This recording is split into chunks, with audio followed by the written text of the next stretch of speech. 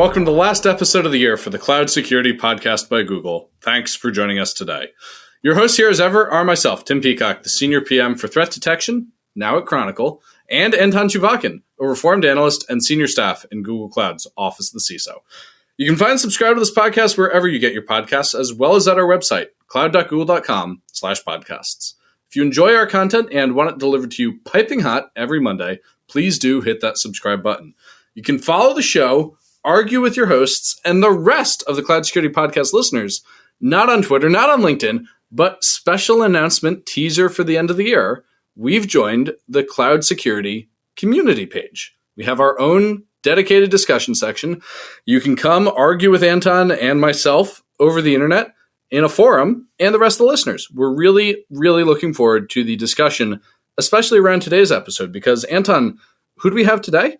Actually, it's a bit of a secret, but it's, of course, out now. It was Kevin Mandia. Kevin Mandia. And what I loved on this episode is you tried to hold Kevin Mandia, CEO of Mandia, accountable for something he said in 2001, you said? I don't remember whether it was 2000 to 2001, but the shocking part isn't whether I tried to hold him responsible, but he continued as if it was yesterday. Yes, he knew what you were talking about. It blew my mind a little bit. It was like very motivational and fun at the same time. It was motivational and fun at the same time, and maybe Kevin's the kind of guy who needs no introduction. And so with that, check out our community page, and here's today's guest. Today we are joined by Kevin Mandia, still titled CEO of Mandia. Kevin, thank you for joining us. We're delighted to have you here. We want to look back at the year that's shockingly already gone by. What were some of the surprising cloud breaches in 2023, and what do we learn from them? How are they different? What's new? What did we learn this year? So, Tim, after 17 years as a CEO, I've learned how to take a question and then say whatever I want. Right? First off, and by the way, Anton, I know you do lots of 1990s references. Well, I'm going to bring you back to the 80s for all of my references. So hopefully people still remember Back to the Future. Probably that was made in 1990. You know, it doesn't surprise me we're starting on breaches. So what I wanted to do is just take a moment to say, why do people ask Kevin Mandia about breaches? It's interesting because I go back to 2004. We started Mandia with the belief that it was strategically important to respond to breaches, but it was never meant to be our core business. Believe it or not, maybe I just executed really poorly. We were an endpoint company, a self-funded endpoint company, and we funded it, but I always believed that security could not be done with software alone, period. And that you had to create a learning system that I did not see the prior vendors, Symantec or McAfee, make. That learning system of let's go out and own the moment, systematically own the moment of the breach at Mandia, because that was critical to just making better security products. So that's why we did it. And then somehow we became, the governance folks always go, Mandian's here, we're going to get a bunch of FUD. We were never designed to do on fear, uncertainty, and doubt. We responded to every breach as security professionals, and we wanted to make it a discipline solely so that we had first mover knowledge on the new and novel attacks, which I think is critical to any security product, whether it be SIM, endpoint, network. Hell, you make it up and throw 4 letters in front of it and put it in the cloud as a new product category. Just don't put X in front. Don't put X in front. No, please, no X in front. Not XDR. Is that right, Anton? Come on. How about X? Well, you can't do XXX either. It has a bad connotation. The bottom line is you got to go X security. The bottom line, I wanted everybody to hear that. But that being said, we became known as the incident response folks. So we get the question on breaches. Now, back to your question. When you asked most surprising was the key thing, Tim, that I picked up on. Yeah, please. To me, I go right to Storm 558. I don't know how to deal with the preceding 0 to that group, by the way. I guess it's a 4-digit number, Storm 0558. And that's the Microsoft nomenclature for it. And I hope I got that number right. To me, that came out publicly in July. And that was the accessing of the consumer grade key for the email product at O365. Hats off to the attackers and how they figured that one out, that there's to quote the blog, an identity mistake kind of thing. I'm forgetting the exact blog quote, but there's the identity anomaly that allowed someone to use a consumer key and access, the real email on the enterprise side. And then hats off to the defenders that actually had custom rules to detect that attack. To me, Anton and Tim, that surprised me. Yes, that was the best attack. If you want to call O365, that to me is a cloud-based attack. Yeah. We buy that as cloud on this show. Yeah. Well, by the way, when you say cloud attack, okay, somewhere there's a gray line as to, somebody told me, hey, the Move It is a cloud-based attack. I'm like, maybe, maybe depends on where the resource was. Anyway, the most surprising thing, Storm 558, that was hats off to the attackers, hats off to the defenders who detected it, and Microsoft moving quick to just deal with the use of those forged tokens. So that was the one.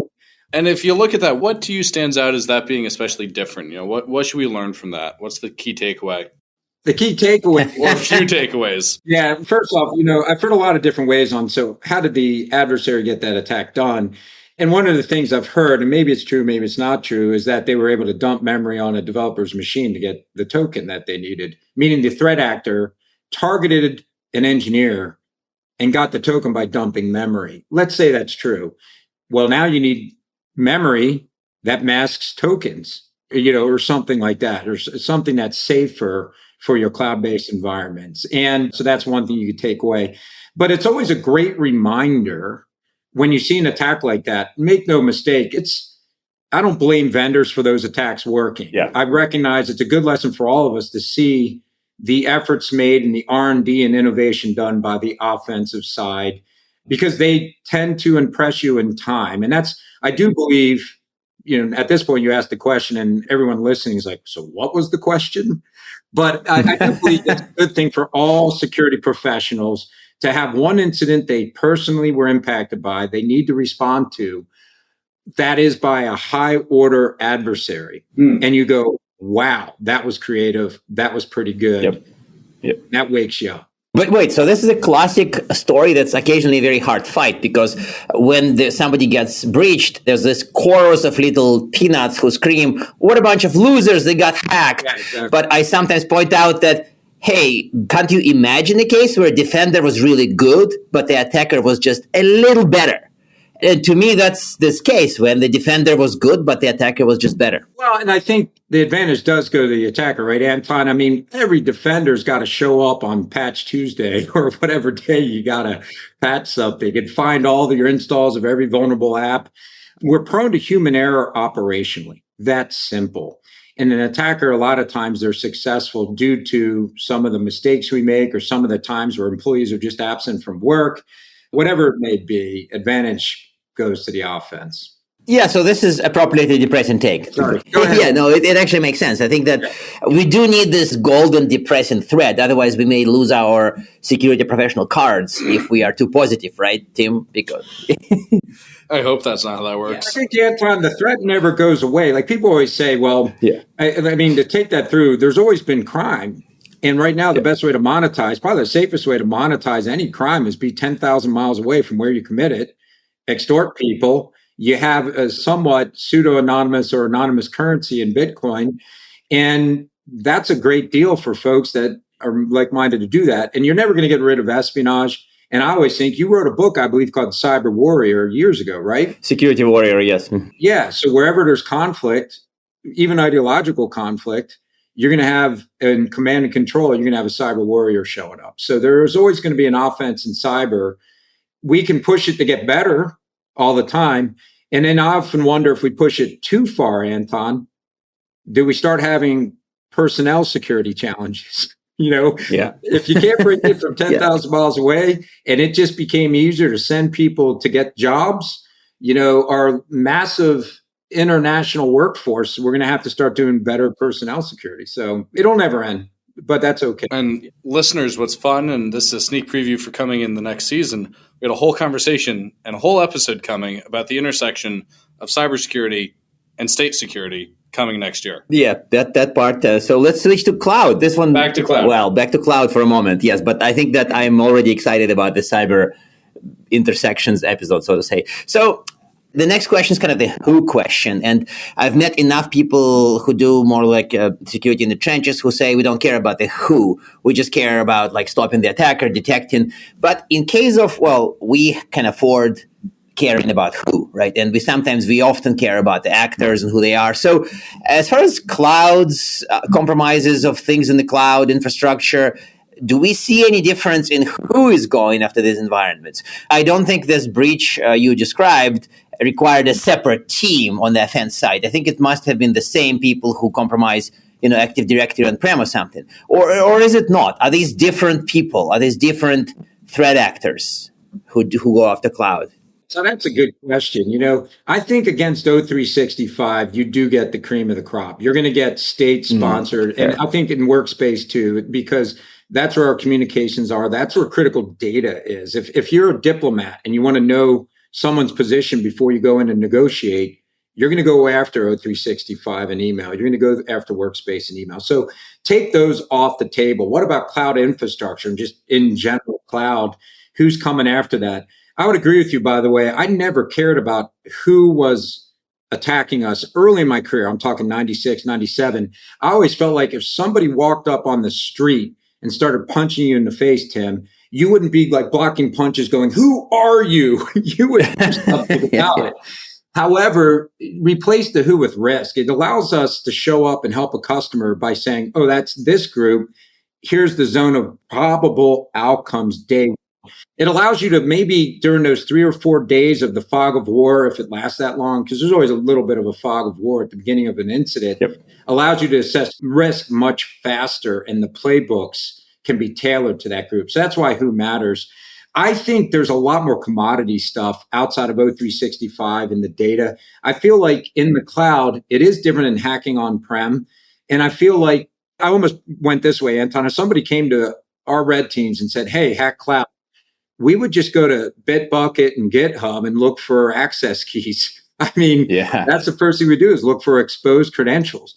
If we wanted to hack the cloud, I think we might today still choose, let's hack them on-prem and find a document or find the Windows binary or find something that has the keys in it that aren't rotated and go access the cloud that way. So I feel like I would look for credentials that would get me into their cloud. And I think that's what the attackers are doing, which is a long-winded answer like my first answer, which is I think that cloud-based intrusions are mostly credential-based. If there happens to be a vulnerability out there, there's always, hackers hack for two reasons. They either target a person or a company or information. That's kind of focused. Or they target based on what the hell they got in their bag. And we've got these vulnerabilities that we can exploit. Let's just go rip it. I think that's not happening that effectively in the cloud. And I will tell you, most cloud adoption, people are looking at things like, do we have exposed S3 buckets? Of course. They're looking at the generic configurations and getting them somewhat right. I don't know. To me, it feels like credential harvesting and commodity threats hammering away all the time at your cloud infrastructure. I had a depressing moment at MWise, and I think M in MWise stands for like you. Yeah, I don't know about that. Hey, I didn't name it. It's that's the word wise in it, so I don't know if I apply. So there was a presentation from consultants, a couple of Mandia consultants, and they said this beautiful presentation about cloud and the attacks. And I asked them, what really gets you in the cloud? And I expected some kind of magical answer. And they say, well, actually, Active Directory does. Yeah. And I'm like, but like that was their answer. Anton, I would tell you, so I started looking through our forensic reports, and you should, read some of them. And we're not Storm 558 is a real adversary with unique capability hacking the cloud. Let's take that out of it. There's a few others, but I feel like it really is commodity threat based right now. That's what we're seeing out there. Yeah. And that tracks with what I've seen defending GCP customers at scale. I will regularly see a campaign letting it rip against a particular vulnerability where I see customer after customer getting popped on the same container URI again and again because somebody's got a new trick up their sleeve. Aside from, mishandling your credentials, which has, been a challenge since the dawn of time, what other mistakes or risks do you see people taking with their cloud that they maybe in 2024 ought not to be doing? Sorry for being a bit of an ass briefly, but do you think that syncing your cloud access and IAM to Active Directory is a mistake? Is it too controversial? Maybe not. Yeah. To me, one of the fastest detection mechanisms you have, they have a major problem, is somebody syncing your Active Directory somewhere that it's not you. That was one of the first pieces of evidence we had in our own breach. The reality is, I think the weakness in the cloud really is credential management. It's the identity providers and the fact that we're having too much exposed and leaked credentials.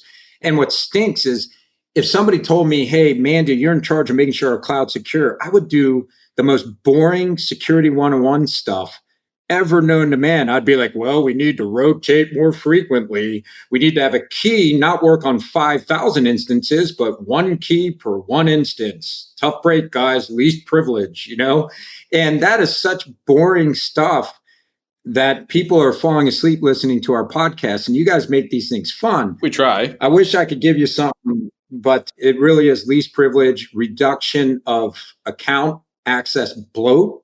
You can't be lazy.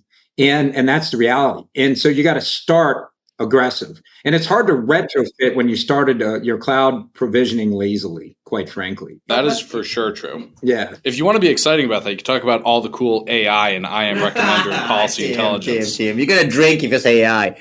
To me, identity security really is to identify the misuse of accounts in the cloud in a clever language model sort of way. There's a way to do it. We've got to have people notice this is the first time this API has ever accessed this instance, whatever it is, or this account's accessing this resource. There's a way to do it. And that's why, I know that there's some products like CrowdStrike's got an identity security product now that's doing very well because it's starting to do those things. We got to look at Chronicle, and Anton, you work there, like, boy, do people want better. 0 days are going to happen. We can't do much about patching something we don't know about. But everything goes to lateral movement and credential use. We just got to constantly keep updating that detection capability in Chronicle, and our customers will be really well served by that. One of the things we launched actually more than a year ago now is a detector in Security Command Center that does in real time. The first time a service account uses a new API. Perfect. Yeah. And just have I don't know if you have this. Now I'm impacting products. Tim, let's impact products. Just give it thumbs up, thumbs down icons, right? That log on, thumbs up. This one, thumbs down. Let the system learn what's normal and what's not normal in an environment. You got to start somewhere. And that's a great security feature you just described. There was a brief point about lazy. And I think that you talk to CIOs and boards and you talk to quote unquote important people. And how would you give this advice to them without telling them you're lazy, that's why you're so owned? Like, how would you tell a CIO, dude, you need to really focus on Kevin is laughing, just for the record, let the record. It's like, dude, I'm in the board meeting going, hey, dude. How would you tell them that your problems are because you're lazy, stop being lazy? And they're like, how does it go? Yeah, it's easy. It's really not lazy. When we were talking about identity management, and the provisioning of identities is so diffuse at a company. It's done in pockets all over the place. It's very rare you find, I am the identity man and I identity and provision, all of it. There's always some pockets of engineers throwing down an LDAP server or getting into Active Directory or kicking something out in AWS or GCP. And because it's so distributed, it's not lazy. It was probably it's lazy by leadership to not try to impose their will, security leadership, yes. But they are. So it's not really lazy. It's actually lack of knowledge of what an adversary is going to do down the road. It really is. You train people all the time, but you have these new 22, 25-year-olds getting into the business going, hey, let's just throw down an LDAP server and get our 42 people on it and do our own little project. And that's the thing that gets popped. So how do you rein it back in? Identity does matter. If you decentralize it, you still need governance, In my opinion, in most organizations is when governance has failed, you got to centralize till governance is successful, and then you can distribute it back out and empower business lines to do their own thing. And identity, for whatever reason, is just so decentralized at most organizations, it's hard to get your arms around. So it's not lazy. So that's how to explain it, Anton. Your people aren't lazy. They want to do the right thing. They don't know how to. And the right thing right now is you need to really think of each identity you provision as a key to your castle, period. Kept it. Mm-hmm. Yeah. So I'm very lucky. I get to talk about my mom on the show, which is different than talking about your mom in My therapy. answers are so long, you skipped 6 questions to get right to Yeah, we did skip a few there, but I want to ask this one. So she worked in AT&T's disaster recovery a long time. Their motto was, quote, preparing for the inevitable, which I always thought was pretty metal. What advice do you have for CIOs and CISOs to prepare for cloud breaches, which I don't want to call those inevitable, but next to it? Maybe in other clouds. Not of clouds, just in general. And I do think the skill set to respond to cloud breaches are a little bit different than on-prem, right? Because we've had a 30-year run of doing on-prem. You can get your forensic tools out. You can access the system. It is different, guys. So, I mean, we do need to develop the skills, and I'm certain we have responders that are great at I can reverse Windows binaries, but what the hell is the authoritative log file in Azure?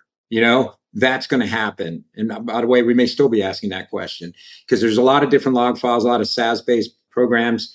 You have to do a dry run. And I always know the governance guys hate when people pen test or red team because it always pokes holes. But the reality is part of great governance is to test how you're doing.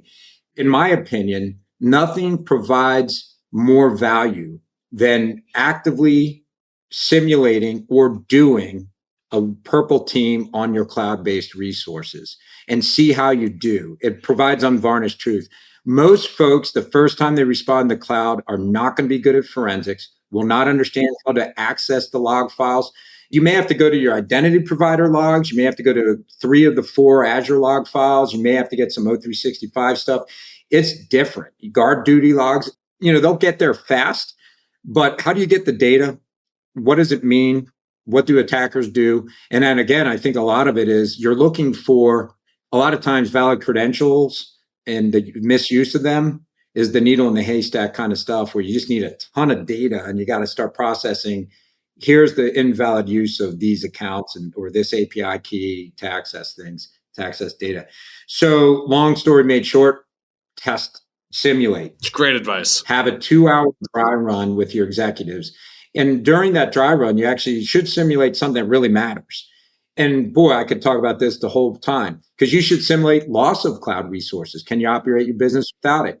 You should simulate, we've had a successful breach, it's worst case scenario, just to see the comm channels that need to open up and who takes charge, what's your unwritten policy, and what's gaps in, oh my God, we don't have an answer to this. Well, let's go sort that one out before we have the real problem. So that's what I would say, test it. And by the way, if you test it with the CEO involved, you will be testing it till he feels good about it or she feels good about it. And that's okay, because I don't think it should last longer than 2 hours, Tim. I really don't. It's test it, see how you did, test it again, see how you did. And if the attackers are successful and you respond terribly, that's good. You want to know that. You don't, yeah. It gives you a prioritized list of things you need to take care of. So. And testing implies not just like tabletops and simulations on paper, but it really means testing in metal, testing in real life in the field. Absolutely. That's I just reconfirming that. I would technically test it with really smart folks. And I would use external testers, but I would have internal folks give them a ton of knowledge. This is not a try to guess what we're like from the outside. If you have 5 really smart red team folks and they can't breach you in 5 days, you should feel pretty good. What I would recommend, though, is you simulate user level access. Just skip it. Hey, they had a 0-day, they're in already. Sure. Simulate that. If they don't get lateral movement and get the crown jewels in 5 days, you have world-class defense. And I don't think it's an us versus them. I'm a big fan of purple team or even letting the blue team respond to it in real time. Let them do something. So you get a real confidence boost that we can, if we see it, we can do something. It's funny at Google, we have a special way for the blue team to find out on, say a Friday night or a Saturday morning, was that real or the red team that we caught today? There's a special emergency hatch for them. Yeah, I get that. So I had a kind of story that actually explains why in security, I actually like detection and response rather than, AppSec. And this story, and it's going to sound really strange, but it involves you. Classic Anton. Probably not in the 90s, but maybe in 2000 to 2001. I don't quite remember the date. I've heard you speak somewhere. Like, I think it was ISSA in Boston for some reason, because I used to live in Boston. And somewhere in that speech, you mentioned that you've never seen an intrusion being detected by an IDS or something similar. Like, I don't know if you'd recall what you said 23 years ago. Yeah. It's probably DLP, by the way. Anton, are you trying to hold our guest accountable for something you said 20 years ago? No. It's a real story, and it's stuck in my mind for all this time because it's almost like I felt like detection is interesting because I thought we had this technology, but apparently this person who does a lot of IR in a lot of interesting places tells us that this detection technology we all love kind of doesn't really work. Yeah, to me, a lot of it's like that game Frogger, where like some defenses are like the slow car lane and the frog just gets by it right away. DLP, in my experience, never detected a single exfil in my career when I was involved, or I read the reports, or I responded. Somewhere out there in the 10,000 plus incidents responded to, somebody probably got a DLP signal and went, that's bad. That was probably it. And again, Anton realized the breaches we respond to, we have a bias. They worked, and the breaches were at a scale and scope where people needed help. And that's why I can tell you almost never did I have to sit at a SIM to figure out what the hell happened. We just went straight to endpoint and collection because the SIM didn't help us either, because the only thing we got out of SIM was the network-based stuff. We needed to interrogate the endpoints to see what happened and what was stolen. But yeah, I think DLP and anything I said was numerically sponsored by at least the incidents we had firsthand experience on. So you might have caught me on a year where IDS was 0 for 50. Yeah, but that's also like deep in many security operational hearts. They sort of know it as well. Yeah. Like a lot of detection tech is not how, like, look at the friggin' entrants report. How many breaches are detected externally by nobody at the company? It was like, I don't know, with the 63 or whatever. Like, it's not 3, it's 63. And it's not 2000, it's 2023. So it feels like you specifically are great at IR, but we collectively suck at detection. Well, listeners, on this cheery note, I'm going to ask Kevin our closing questions. Yeah. Oh, okay. Anton, I guess we're at the time for sure. No, Anton is taking us into a very dark place, and we're at time, so I got to wrap us up. We got better, Anton. Trust me, we're better at detecting than ever before. We're closing the window. Okay, I'm an optimist. Suddenly. That's actually true. That same report says that dwell time is way down. Yes, that's exactly right. We are way better. Yeah. Yep. Do you have recommended reading for the audience? This is the one question I prepped for because I thought about it. Depends on the audience. But I would tell you this. If you're a CISO, you have to read the civil complaint filed in New York, basically the SEC versus SolarWinds and Timothy Brown. Yeah. You have to read that. It's mandatory, and you have to read every damn page. I am still, by the way, I'm in my second read, and I'll reserve my opinions till another time. But boy, will that change how CISOs operate. Well, on a remarkably cheery note to end our season. Yeah, great. Kevin, I can't thank you enough for joining us today. Boy, do we depress people sometimes. Oh, gosh. But listeners, the good news is dwell time is down, so we're getting better. Kevin, thank you. Tim and Anton, absolute pleasure. And now we are at time. Thank you very much for listening and, of course, for subscribing. You can find this podcast at Google Podcasts, Apple Podcasts, Spotify, or wherever else you get your podcasts.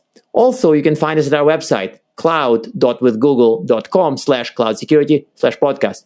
Please subscribe so that you don't miss episodes. You can follow us on Twitter, twitter.com/cloudsecpodcast. Your hosts are also on Twitter at Anton_Chuvakian and _Team Pico. Tweet at us, email us, argue with us, and if you like or hate what we hear, we can invite you to the next episode. See you on the next Cloud Security Podcast episode.